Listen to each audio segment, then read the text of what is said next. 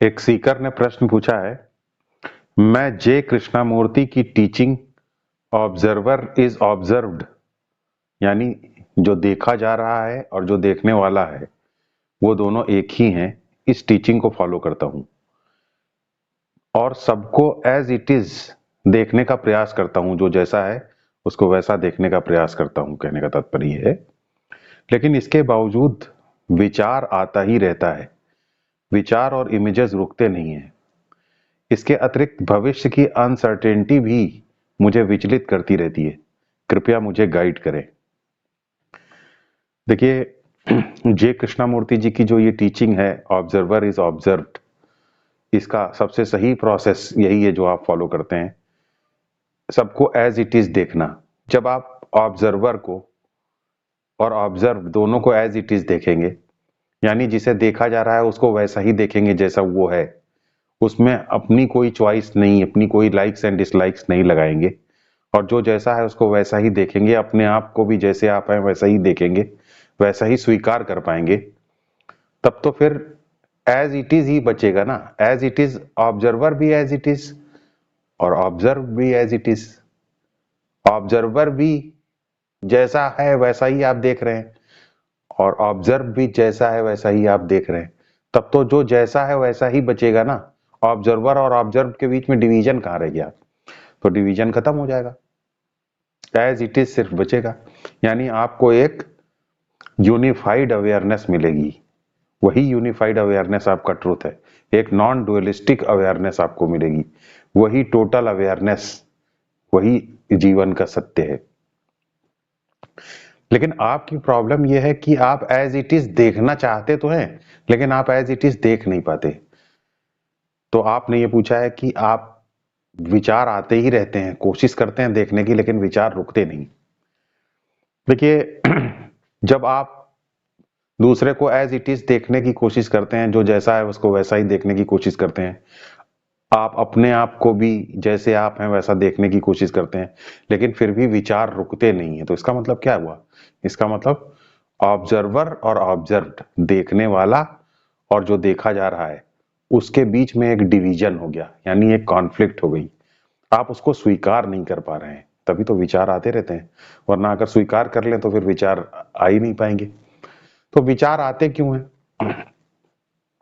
विचार आते इसलिए हैं क्योंकि लाइक्स एंड डिसलाइक्स, यानी आपकी जो पसंद नापसंद है, वो पीछे से काम करती रहती है। और लाइक्स एंड डिसलाइक्स आपकी, आप तो कॉन्शियस माइंड तो आपका कोशिश करता है देखने की एज इट इज, दूसरे को जो जैसा है उसको वैसा ही देखने की कोशिश करता है। इनवर्ड एक्सेप्टेंस भी रखने की कोशिश करता है, अंदरूनी तौर से सबको स्वीकार करने की भी कोशिश करता है, जो जैसा है उसको वैसा स्वीकार करने की कोशिश करता है। लेकिन जो आपके सब कॉन्शियस लेवल पर जो आपकी लाइक्स एंड डिसलाइक्स हैं, पसंद नापसंद के जो संस्कार हैं, वो पीछे से जोर मारते हैं और एक्सेप्ट करने की कोशिश करने के बावजूद भी आपको एक्सेप्ट नहीं करने देते हैं, कॉन्फ्लिक्ट क्रिएट करते हैं। और इस कॉन्फ्लिक्ट की वजह से विचार आते रहते हैं और आपके एज इट इज देखने को डिस्टर्ब करते रहते हैं। तो यहां से एक बात तो पक्का निकल करके आ रही है कि लाइक्स एंड डिसलाइक्स के जो ये दो गुंडे हैं, ये आपकी मेन प्रॉब्लम है। तो अगर हम लाइक्स एंड डिसलाइक्स को थोड़ा सा डिम कर दें, या लाइक्स एंड डिसलाइक्स को या आपकी पसंद नापसंद को थोड़ा सा मध्यम कर दे, कम कर दे थोड़ी सी, तो इसका मतलब आप एज इट इज देख पाएंगे और ऑब्जर्वर इज ऑब्जर्व्ड को देखने की आपकी संभावना बढ़ पाएगी। तो लाइक्स एंड डिसलाइक्स को डिम कैसे करेंगे, उसको थोड़ा मध्यम कैसे करेंगे, उसको कमजोर कैसे करेंगे? देखिए, थोड़ा विचार कीजिए, जरा इस सृष्टि को देखिए। जब आप इस सृष्टि को देखेंगे तो आपको एक बात का पता चलेगा, सूरज सुबह सही समय पर निकल आता है, हवा सही समय पर बहती है, पानी सही समय पर बरसता है, सीजन सही समय पर चेंज हो जाते हैं, नदियां जहां होनी चाहिए वहां नदियां हैं, जहां समुद्र होना चाहिए वहां समुद्र है, जहां प्लैनेट्स होने चाहिए वहां प्लैनेट्स हैं, जहां गैलेक्सीज होने चाहिए वहां गैलेक्सीज हैं, जहां आकाश होना चाहिए वहां आकाश है, जहां पृथ्वी होनी चाहिए वहां पृथ्वी है, जहां चंद्रमा होना चाहिए वहां चंद्रमा है, जहां जीवन होना चाहिए वहां जीवन है। तो आप पाएंगे कि ये सारी चीजें जब सब जगह सारी चीजें इस ब्रह्मांड में सही जगह पर चलती हुई नजर आ रही हैं आपको, तो इससे एक प्रश्न पैदा होता है कि क्या ये इंटेलिजेंटली पुट टुगेदर है या अनइंटेलिजेंटली पुट टुगेदर है या ऐसे ही आ गई हैं, रेंडमली आ गई।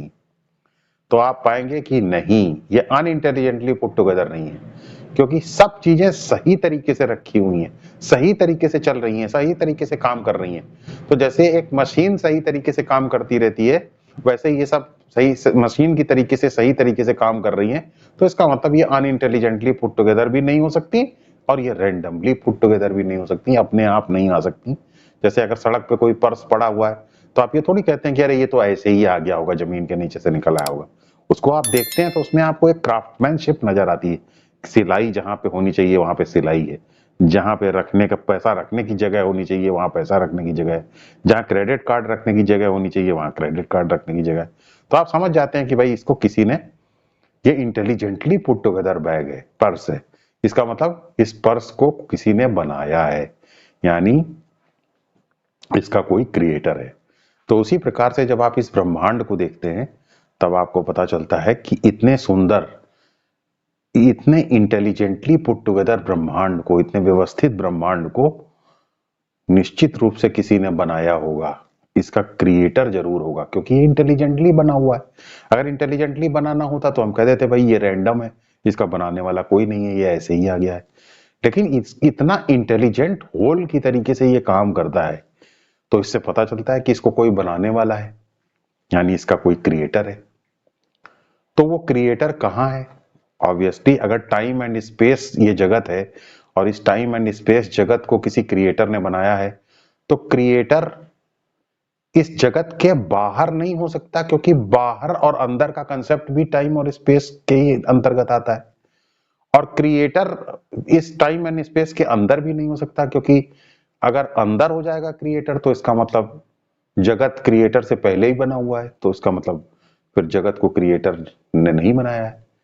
तो एक ही संभावना बचती है कि जगत में और क्रिएशन में, यानी क्रिएटर और क्रिएशन में कोई अंतर नहीं है, दोनों एक ही हैं। यानी अगर आप पूछे कि क्रिएशन कहाँ है, क्रिएटर कहाँ है क्रिएशन में, तो हम कहेंगे ये क्रिएशन ही क्रिएटर है।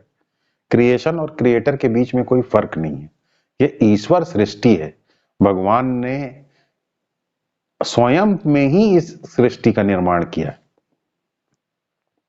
तो इससे एक बात का पता चलता है कि ये सृष्टि, हर चीज इस सृष्टि में ईश्वर के द्वारा दी गई है, हर चीज ईश्वर का ही रूप है, ये सृष्टि भगवान का ही रूप है। तो अगर ये सृष्टि भगवान का रूप है तो यहां से कुछ प्रश्न पैदा होते हैं, और वो प्रश्न ये है कि जो सृष्टि सूरज को सही समय पर चला सकती है, जो सृष्टि चंद्रमा को सही जगह पर रख सकती है, जो सीजन्स को सही समय पर बदल सकती है, जो समुद्र को सही समय पर चला सकती है, समुद्र को सही जगह अरेंज कर सकती है, जो प्लैनेट्स को सही तरीके से अरेंज कर सकती है, सन को और गैलेक्सीज को सही समय पर अरेंज कर सकती है, हवा सही समय पर चला सकती है, बरसात सही समय पर ला सकती है, सूरज की रोशनी को भी उतना ही कम ज्यादा कर पाती है जिससे कि जीवन सही तरीके से चल पाए, ऑर्गेनिक लाइफ ठीक से सरवाइव कर पाए। तो जो सृष्टि सब कुछ सही तरीके से चलाती है, जो ईश्वर सृष्टि, वो बताइए क्या आपकी प्रॉब्लम को नहीं ठीक से चला पाएगी? आपको ठीक से नहीं चला पाएगी, क्योंकि आप भी तो उसी सृष्टि के अंदर है। तो इसको थोड़ा सा आइडिया एक्सटेंड कर दीजिए अपने ऊपर, तो आप पाएंगे कि वो आपको भी सही तरीके से चला पाएगी, आपके भी जीवन को ठीक से चला पाएगी। और वैसे भी जब आप इस जीवन में आपने प्रवेश किया था, आपका जन्म हुआ था, तो ये कुछ वैसा ही था जैसे कि आप किसी गेस्ट हाउस के अंदर या किसी होटल के अंदर आए। आप तो कुछ लेकर के आए ही नहीं थे, ना कोई ब्रीफकेस लेकर के आए थे, ना कोई सूटकेस लेकर के आए थे, ना कोई होल्ड ऑन लेकर के आए थे। आप तो सीधे चले आए थे बस, बिना किसी चीज के। आपको सब कुछ यहीं से मिला, आपको सारी केयर यहीं से मिली। तो ये तो एक बड़ा 5 स्टार होटल की तरीके से है इस सृष्टि, जिसने आपकी सारी रिक्वायरमेंट्स को पूरा किया। तो जिस सृष्टि ने आज तक आपकी सारी रिक्वायरमेंट्स को पूरा किया, वो क्या आगे आपकी सृष्टि वो आपकी रिक्वायरमेंट को नहीं पूरा करेगी? क्योंकि आप इस सृष्टि के अंदर हमेशा से हैं। ये सृष्टि इस सृष्टि के अंदर आप कभी भी इस सृष्टि से बाहर नहीं जा सकते। तो फिर इसका मतलब आगे भी ये सृष्टि आपकी केयर करेगी, आपके जीवन को चलाएगी। अगर आप ये कहते हैं आगे ये आपके जीवन को नहीं चलाएगी, तो ये कुछ वैसी बात हो गई कि आप ये सोचें कि सृष्टि जो है कुछ सालों बाद सूरज को नहीं चलाएगी। नहीं, ऐसा नहीं। आप जानते हैं कि वो सूरज को चलाएगी। आपका अंदर से इंस्टिंक्टिव माइंड अच्छी तरीके से ये जानता है कि कल भी सूरज सही समय पर निकलेगा, 10 साल बाद भी सूरज सही समय पर निकलेगा, 100 साल बाद भी सूरज सही समय पर निकलेगा। तो आपको ये भरोसा है कि सूरज का भविष्य सुरक्षित हाथों में है। तो जब सूरज का भविष्य सुरक्षित हाथों में है तो क्या आपका भविष्य सुरक्षित हाथों में नहीं है? आपका भी भविष्य सुरक्षित हाथों में है। तो फिर आपको अपने भविष्य की चिंता करने की क्या जरूरत है? आपको अपनी भविष्य की अनिश्चितताओं के बारे में चिंता करने की क्या जरूरत है? क्योंकि आप तो ईश्वर सृष्टि के अंदर हैं, आप तो कनेक्टेड हैं, तो आपको परेशान होने की क्या जरूरत है? ये तो एक पक्ष है और आपके सवाल की प्रश्न के एक हिस्से का ये जवाब है। इसी से दूसरा भी जवाब निकलता है। देखिए, जब सब कुछ ईश्वर सृष्टि है, सब कुछ भगवान ही चलाते हैं, तो फिर आपने कोई काम किया और उसका कुछ परिणाम आया, तो परिणाम भी भगवान की तरफ से है, ईश्वर सृष्टि की तरफ से ही आया है, क्योंकि ईश्वर सृष्टि ने जो उचित समझा वो आपको परिणाम दिया। तो जब ईश्वर सृष्टि की इंटेलिजेंस से आपके पास परिणाम आता है, तो फिर आपको अपनी पसंद नापसंद उसमें लगाने की क्या जरूरत है? आपको तो उसको एज इट इज एक्सेप्ट कर लेना चाहिए, क्योंकि वो ईश्वर सृष्टि की तरफ से है। तो जितना ज्यादा आप इस जीवन को ईश्वर सृष्टि की तरीके से देख पाएंगे, उतना ही आपके जीवन में जो भी घटनाएं होंगी उनको आप स्वीकार कर पाएंगे बिना लाइक्स एंड डिसलाइक्स के, क्योंकि आप जानते हैं कि वो तो ईश्वर सृष्टि की तरफ से है, भगवान की तरफ से है। तो आप उसको जैसा है वैसा ही स्वीकार कर पाएंगे।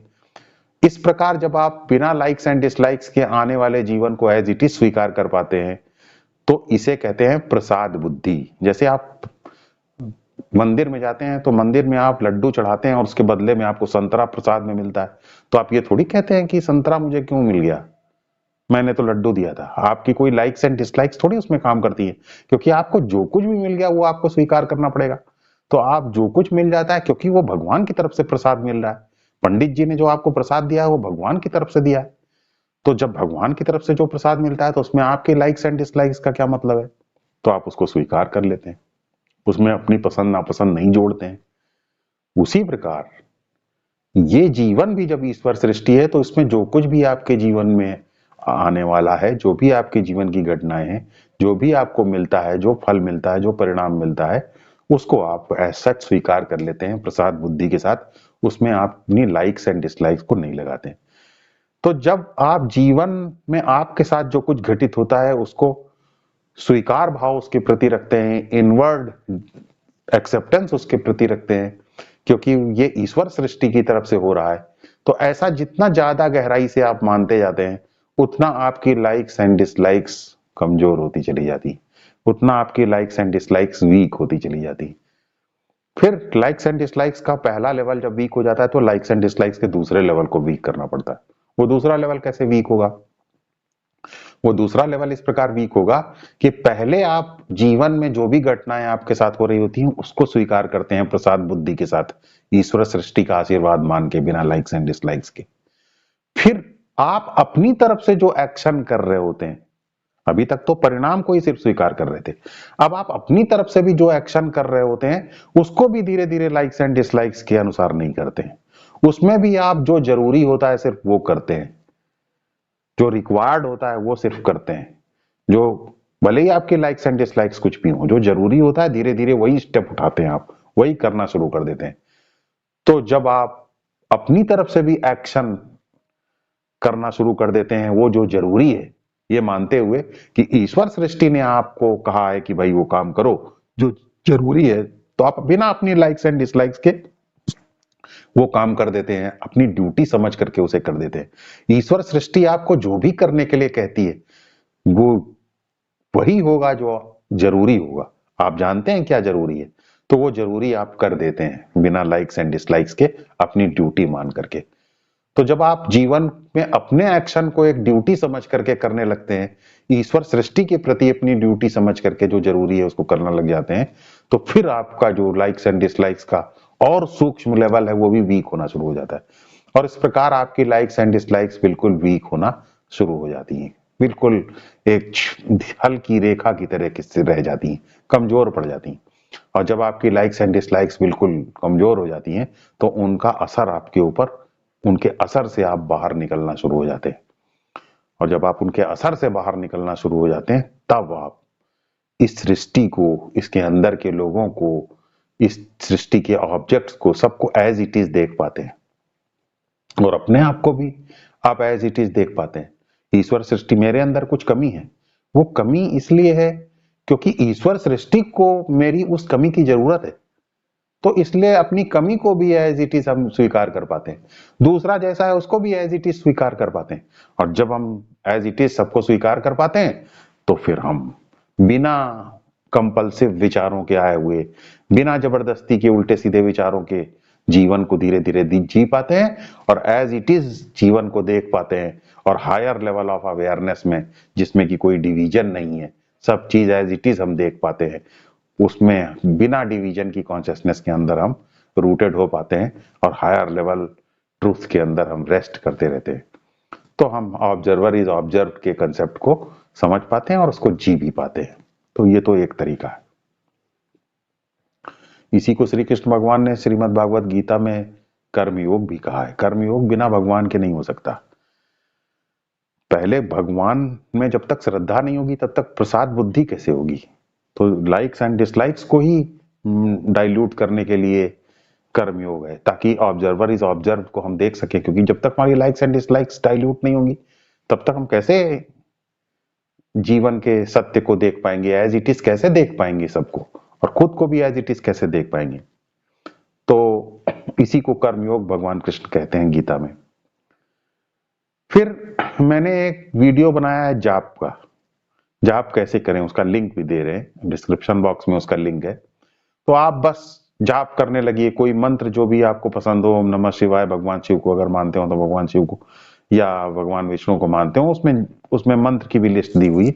जो भी आपको मंत्र पसंद हो वो आप मंत्र चुन लीजिए और बस आप जाप, जो विधि मैंने बताई है उस विधि से आप जाप करते जाइए।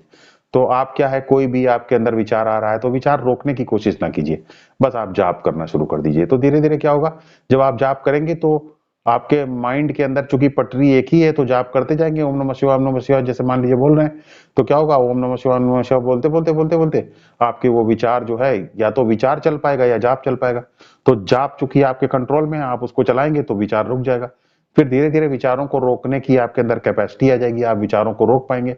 जब विचारों को रोक पाएंगे तो आप विचारों को रोकते हुए जाप कर रहे होंगे और दूसरे को एज इट इज देखने की कोशिश कर रहे होंगे। तो धीरे धीरे आपके अंदर शांति जब आना शुरू होगी तो एज इट इज आप लोगों को देखना भी शुरू कर पाएंगे।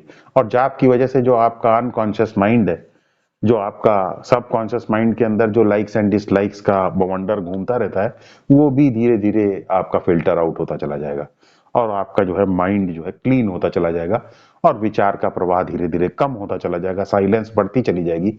और तब आपको एज इट इज ऑब्जर्वर को और ऑब्जर्व दोनों को एज इट इज देखना धीरे धीरे आपके लिए आसान हो पाएगा और आप यूनिफाइड कॉन्शियसनेस के अंदर रेस्ट कर पाएंगे, या आप नॉन डुअलिस्टिक कॉन्शियसनेस को एज ए ट्रूथ अपनी लाइफ में जी पाएंगे।